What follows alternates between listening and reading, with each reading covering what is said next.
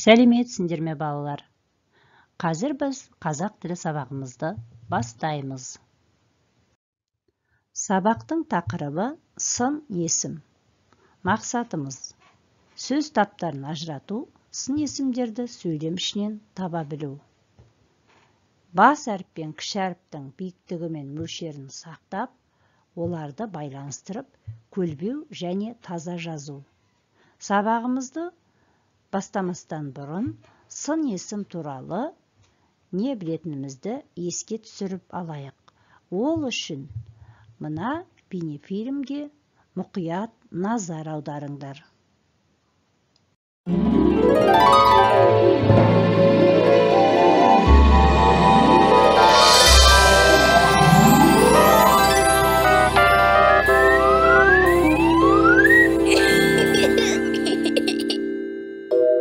Ай мектеп.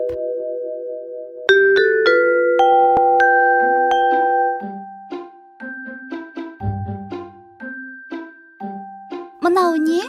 Бұл Томнан келген сыйлық. Оның ішінде не бар? Том саған тосын сый жасапты. Не екенін өзің тап, мен саған көмектесейін.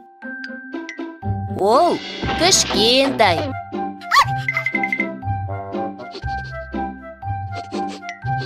Бұл күшік пе? Бұл енді сенің күшігің. Ол қандай екен? Менің күшігім кішкентай. Түсі ала, жүні жұмсақ және сондай ақылды. Көрдің бе? Бұл сөздер қандай деген сұраққа жауап береді. Яғни олар сын есімдер. Сын есім заттың түсін, көлемін, салмағын, дәмін, пішінін білдіретін сөздер сын есім деп аталады. Сын есімдерге қандай, қай деген сұрақтар қойылады. Түсі қызыл, сары, ақ. Көлемі кіші, үлкен, ұзын. Салмағы ауыр, жеңіл. Дәмі ашы, тәтті, қышқыл. Пішіні сүйір, сопақ, домалақ. Бейнефильмді тамашалап, сын есімдер туралы есімізге түсіріп болсақ, енді тапсырмаға назар аударайық. Мәтіндегі сын есімдерді тауып, қай сөзбен байланысып тұрғанын айт. Алдымен мәтінді оқимыз. Ертіс үлкен өзен. Оның бойына сәулетті қалалар салынған. Ертіс жағасының құнарлы топырағы мол өнім береді. Тағы бір рет оқимын. Ертіс үлкен өзен. Осындағы сын есімді табыңыздар. Оның бойына сәулетті қалалар салынған. Бұл сөйлемдегі сын есім қай сөз екен? Ойланыңдар. Ертіс жағасының құнарлы топырағы мол өнім береді.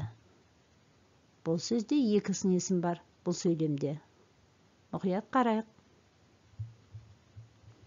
Қандай деген сұрақты қойсақ, сын есімдер оңай табылады. Және жанындағы байланысып тұрған сөздер. Ойланайық. Ал енді ойымызды тексерейік. Бірінші сөйлемде қандай өзен? Үлкен өзен. Сын есім үлкен. Қандай қалалар салынған? Сәулетті қалалар салынған.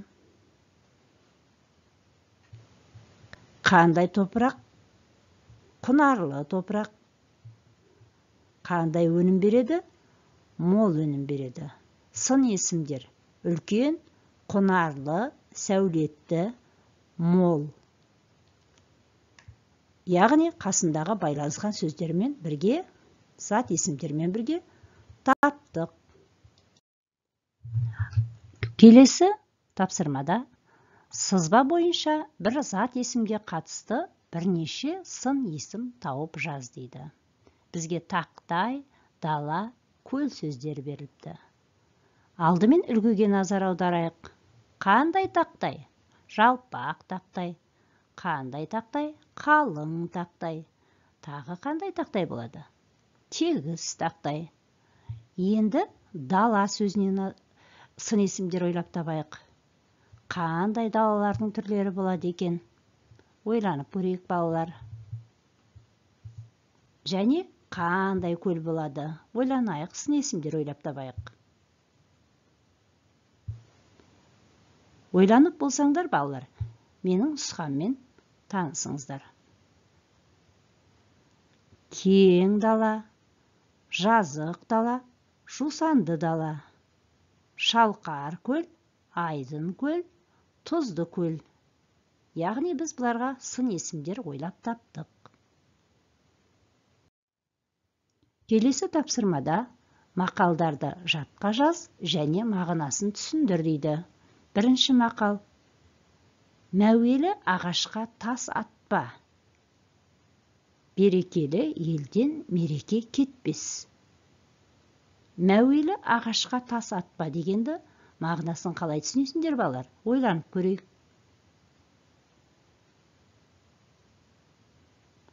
Мәуелі ағаш дегеніміз жемісті ағаш.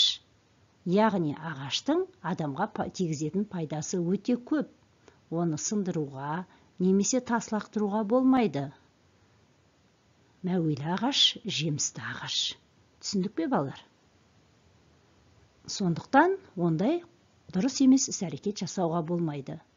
Ал берекелі елден мереке кетпес деген сөздің мақалдың мағынасы: адамдар ауызбіршілігі мол, дос, тату, тәтті тұратын болса, олардың ынтымағы әрқашан жақсы болады. Өмірлері берекелі, мерекелі болады деген сөз. Осы мақалдарды жақсылап жаттап алыңдар.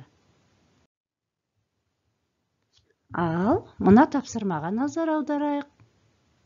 Өз есіміңнің әрбір әрпінен өзіңді сипаттайтын сын есім тауып жаз дейді. Мысалы, Көркем деген қыз өзінің атын бұлайша сипаттапты.